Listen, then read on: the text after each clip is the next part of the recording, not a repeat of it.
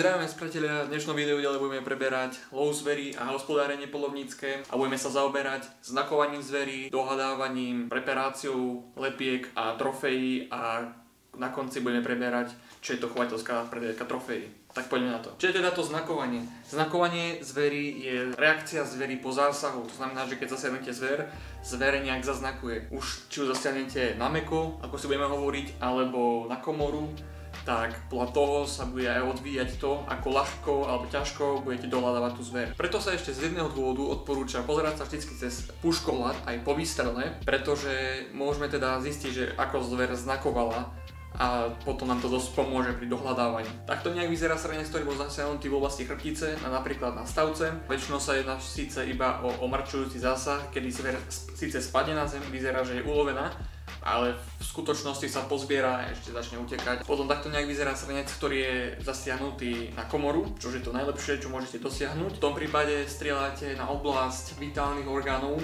ktorými sú srdce a plúca. Takto zasiahnuté zviera môže zostať taktiež aj v ohni. Tam, kde stojí zver, to sa nazýva nástrel. Možno, že som to už aj spomínal. Tam, kde stojí, sa nazýva nástrel.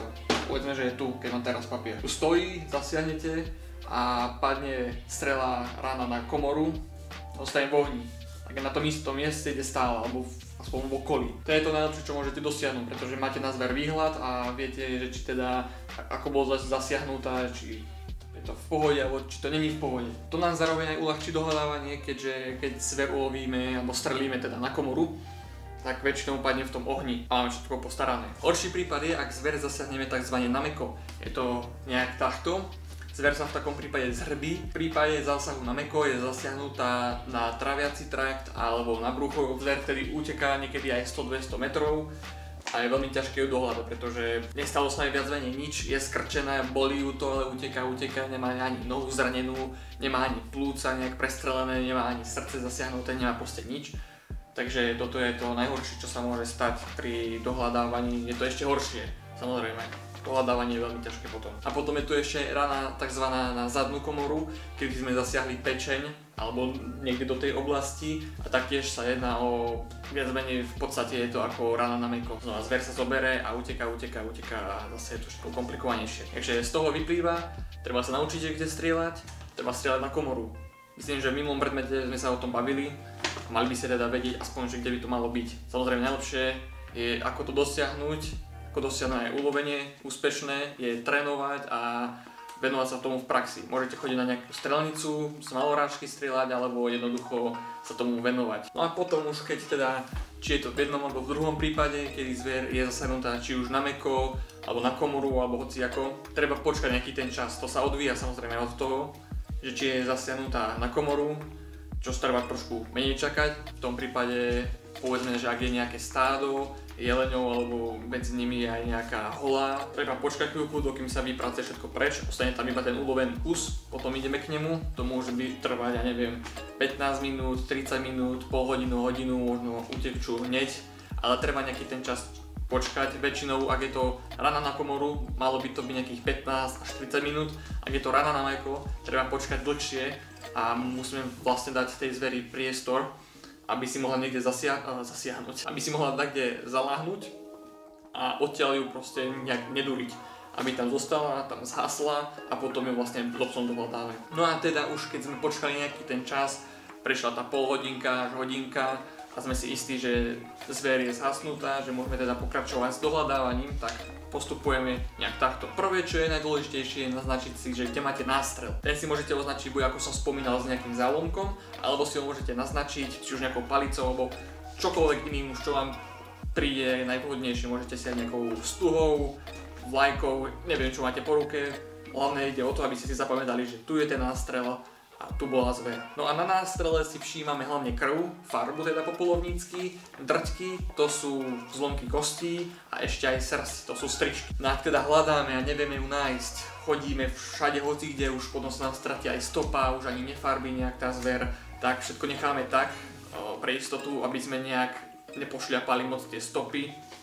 A samozrejme ešte aj stopy sú na nástrele, keď napríklad sú otlačené ratice, tak ešte aj z toho môžeme nejak ťažiť.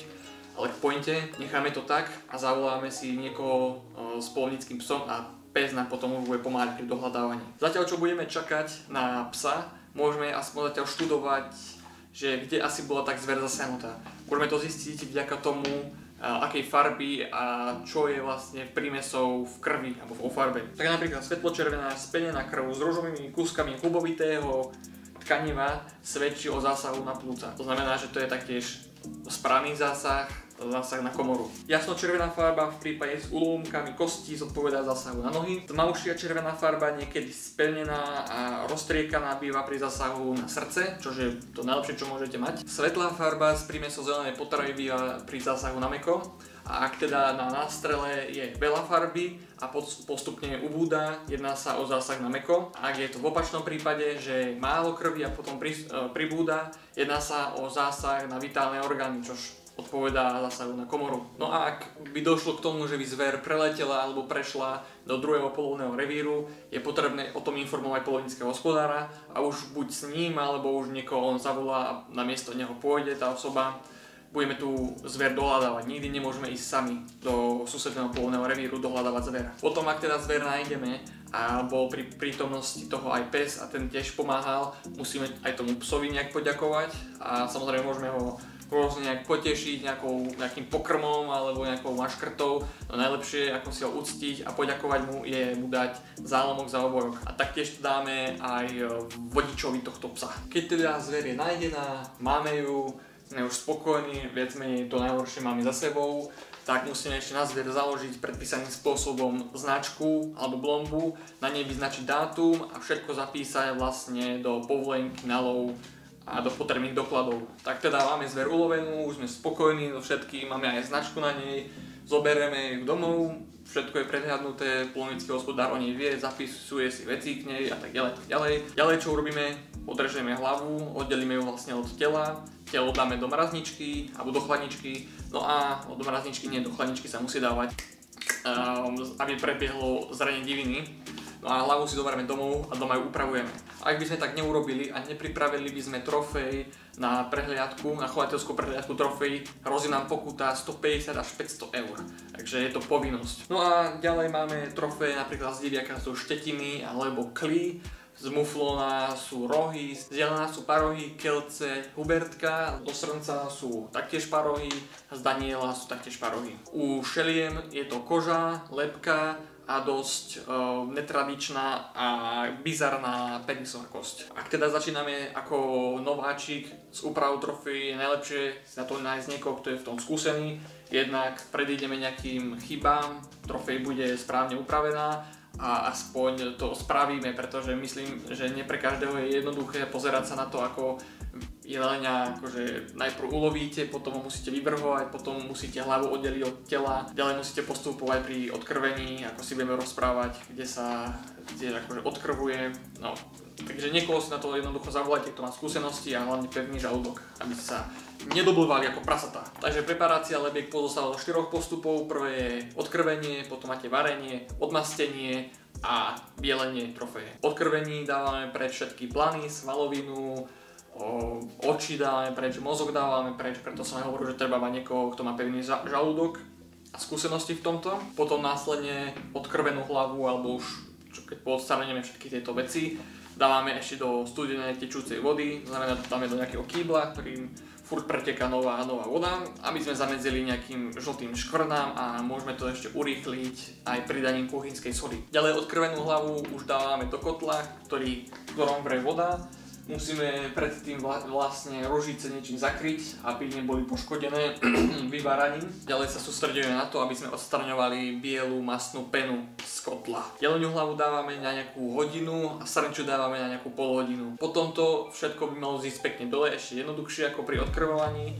a mali by sme mať iba čistú lepku. Po vyvarení ako odstraňujeme aj tú masnú penu, samozrejme samotná lepka je trošku zamastnená, takže musíme odmastiť a odmastujeme ju buď nejakým technickým alebo benzínom, alebo ešte tricholorom. No a keď toto všetko máme zvládnuté, tak následne iba bielime lepku, bielime však iba tú lepku, ako hovorím, sánku nechávame pre účely chovateľskej prehliadky, aby sa z toho dalo aj určiť, že koľko má asi jedinec rokov, a bielime ju buď nejakou zmesou, ktorá pozostáva z kriedy a z peroxidu vodíka, alebo iba samotným peroxidom vodíka. Všetko prebieha takisto pri každej zveri až na to bielenie, pretože napríklad deviačie kliny nemôžeme bieliť, tie sa napúšťajú buď dvojzložkovým lepidlom alebo nejakým parafínom, alebo ináč by popukali pod tým peroxidom. A ešte sa to odlišuje pri vyváraní muflónnej hlavy, alebo lepky teda. Tam musíme dať prvú dole tulajky, ktoré dáme ešte do studenej vody, aby nám nepopraskali, a teda keď všetko urobíme tak ako bolo, aj máme lepku nabielenú, tak tie tulajky dáme naspäť, nasadíme ich naspäť, ešte ich buď voskom alebo nejakým lepidlom musíme však prilepiť, aby držali. Potom vám tu niekde priložím ešte aj ako vyzerá celková tabuľka CIC, že čo všetko musí teda mať. Bronzová, strieborná alebo zlatá medaila. Toto vám taktiež treba vedieť, najmä tomu jelen lesný má bronzovú od 170 do 189 a tak ďalej. Treba aspoň zhruba trošku vedieť pre testy. Ďalej som sa tu rozhodol spomenúť aspoň dačo málo o polovníckych organizáciách, ktoré sú v Európskej únii, a k ním patria CIC a FACE. FACE alebo FACE, neviem ako sa to presne vyslovuje, bolo založené v roku 1977, koordinuje polovnícku legislatívu v Európskej únii, podporuje rôzne programy pre výchovu polovníkov a pre zlepšovania biotopov zvery. Ďalej je tu CIC, čo je Medzinárodná rada pre polovníctvo a ochranu zvery, ktorá bola v 1930 založená v Paríži, a Slovensko, alebo Československo patrilo medzi prvé popredné štáty, ktoré bolo akože pri založení a boli súčasťou CIC. V 1928 prebehlo rokovanie u nás na Slovensku, konkrétne v Nových Zámkoch, kde sa vlastne prejednávalo, že aké napríklad budú tieto bodovacie tabuľky, ktoré poznáme aj dodnes. No a ďalej sa zameriava na všestranný rozvoj, zachovanie vzácnych a chránených druhov živočíchov a na výchovu a osvetu polovníckej a nepolovníckej verejnosti. Polovnícke plány sa u nás vytvárajú tak, aby rešpektovali potrebu ochrany prírody a krajiny, poľnohospodárstva, lesnej výroby pred škodami spôsobované zverou. Čož v jednoduchom preklade znamená, že sa určujú sa také plány, aby vlastne zver nespôsobovala nadmerné škody, či už v krajine, v poľnohospodárstve alebo v lesnom hospodárstve. Musí zabezpečiť trvalo udržateľné obhospodarovanie a využívanie zvery, aby neupadala ani na kvalite, ani na kvantite, čož to znamená to trvalo udržateľné, aby teda ani na kvalite, ani na kvantite neupadala. A na ochranu a zachovanie jej potomstva, odborne sa to nazýva genofond, a na zachovanie jej rozmanitosti, čož je biodiverzita. No a cieľ celkových plánov je dosiahnuť taký istý počet jarných kmeňových stavov, čo je v skratke JKS, aby vlastne JKS boli také isté ako NKS 31.3.2000X, alebo už aký budete mať rok. To je podstatné. Hlavné je, aby sa do 31.3. dosiahli také isté stavy JKS ako je NKS. NKS, ako sme si vysvetľovali, je vlastne predpísaná norma pre každý revír zvlášť. Dajme tomu, keď sa povie, že my máme napríklad 30 NKS pre jeleniu zver, to znamená, že do jary musíme takýto istý aj počet potom dosiahnuť do toho 31.3. Jelen sa samozrejme poluje len do februára, to znamená, že do februára musíme jelenia tak zredukovať alebo dosiahnuť také stavy, aby ich bolo teda iba 30. Celkovo nielen jeleň, ale aj jelenica, celkovo jelenia zver. Tieto plány sa tvoria len pre raticovú zver, okrem diviačej zvery. Pre diviaka sa nevytvárajú žiadne plány. No a pre dosiahnutie týchto cieľov sa pri trofejovej zveri používa buď manažment trofejovej kulminácie alebo manažment vekových tried. Vekové triedy, to má každý zvlášť, dajme tomu. Prvá veková trieda pri srncoch je 1 až 2 ročný, potom je druhá veková trieda, to má 3, 4, 5 a potom už tretia veková trieda, to máte 6 a viac, a v tom prípade 6 a viac, ktorý má srnec 6 a viac rokov, tak ten je už správny. Napríklad tento tu, povedzme, že by mal už 7 rokov, lov bol odvedený správne, srnec bol najviac využitý, ako sa len dalo, všetky svoje genetické funkcie využijú čo najviac ako sa dalo a tak by už teraz sa neoplatilo vôbec ho nechávať, aby bol starší a starší, pretože jeho trofej by potom iba upadala a už by to bolo k ničomu. No a celkovo tieto polovnícke plány tvorí vyškolená osoba. No a pre zver bola taktiež aj určená norma, ktorá určuje, že koľko dní sa musí prikrmovať a akú aj dávku denne musia dostávať. No a to si teraz budeme rozberať, pretože je to taktiež v testoch a je to určite užitočné vedieť. Takže minimálna dĺžka prikrmovacieho obdobia pri jelenej, muflone a danielej zveri je 110 dní, pri srnče je to 75, pri diviačej je to 100 dní, bažanty prikrmujeme 130 dní, kačice 75, rovnako ako srnčiu a jarabice 100 dní. No takto nejak vyzerá celkovo tabulka, môžete si z toho vypočítať, že koľko vlastne potrebuje jelen, daniel, muflon, srnčia a diviačia, čo tu vlastne žere, či je to objemové, jadrové alebo dužinaté a koľko vlastne soli ešte prípada na jeden kus na rok. Potom ďalej, čo sa musí zriaďovať pre raticovú zver okrem diviačej, je, že na každých 15 kusov sa musí vytvárať jedno krmovisko, kde musí byť válovec pre jadrové krmivo a musia byť aj jasle pre objemové krmivo. Potom pre každých 3 až 6 kusov raticovej zvery sa vytvára solník alebo solisko celkovo, kde sa predkladá sol. Na zajačiu zver pripadá jedno krmovisko, solisko a aj napájadlo pre každých 75 kusov. To máte celú takú jednu otázku potom v testoch. Väčšinou sa mení len to začiatočné, že pre každých začatých 15 jedincov raticovej zvery a tak ďalej treba jedno krmovisko. A tam sa to väčšinou mení, že tam je dajme tomu 30, že je tam 100. No a nakoniec takto preberieme ešte chovateľskú prehliadku trofej, ktorá odzrkadluje celkovú drinu, ktorú polovníci vložili do hospodárenia a o starania sa o zver. Na prehliadke sa hodnotí kvalita trofeje, to ako sa vykonávali schválené plány chovu a lovu a to, že či náhodou jedinec, ktorý bol ulovený, nebol ešte chovný, teda či sa jedná o správne ulovenú zver. Chovateľské prehliadky sa organizujú každoročne v spolupráci s OPK, čo je obvodná polovnícka komora a okresným úradom. Potom celoštátne sa konajú raz za 5 rokov a tie už zase organizuje ministerstvo v spolupráci so SPK, čož je skratka pre Slovenskú polovnícku komoru. Takže na prehliadku sa predkladá v konečnom dôsledku aj spodná čelusť na určenie, že teda koľko rokov mala zver, trofej samotná, klid diviaka, ktorý mal viac ako 3 roky, potom lebky z veľkých šeliem a lebky z malých šeliem sa vôbec neprekladajú, iba dobrovoľne viac menej. Potom sú tu nejaké podmienky, kedy sa nemusí vlastne predkladať samotná trofej, ale predkladá sa nejaké vyhlásenie, po prípade fotodokumentácia, alebo ak, tak sa predkladá aj trofej, ale s nejakými teda papierami.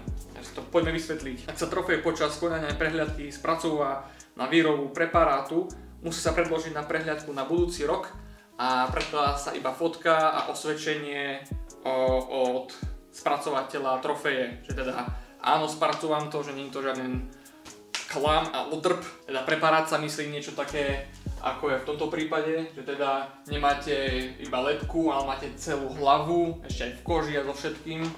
Tak to je teda ten preparát. Ďalej k trofeji chorej alebo poranenej zvery, ktorá bola ulovená mimo doby lovu, sa vždy prikladá aj písomné vyhlásenie hospodára o ulovení spolu s fotodokumentáciou, s platným veterinárnym potvrdením, že teda zver bola chorá a kvôli tomu sa musela uloviť a nebolo to, že sa zver proste ulovila zdravá a jedná sa o pytliačenie. Práve preto sa stanovujú takéto podmienky, aby sa zabránilo nejakým upytliačeným trofejám alebo nejaké trofeje, čo už boli pred rokom.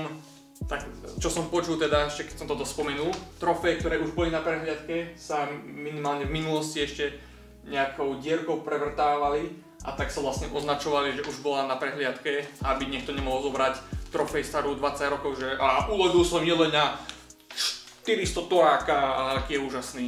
No a posledný prípad je, že ak bola zver nájdená ako uhynutá, sa na chovateľskú prehliadku predkladá spolu s písomným vyhlásením polovníckeho hospodára s fotodokumentáciou. No a takto sa vám chcem aj poďakovať, keďže ste to dopozerali do konca.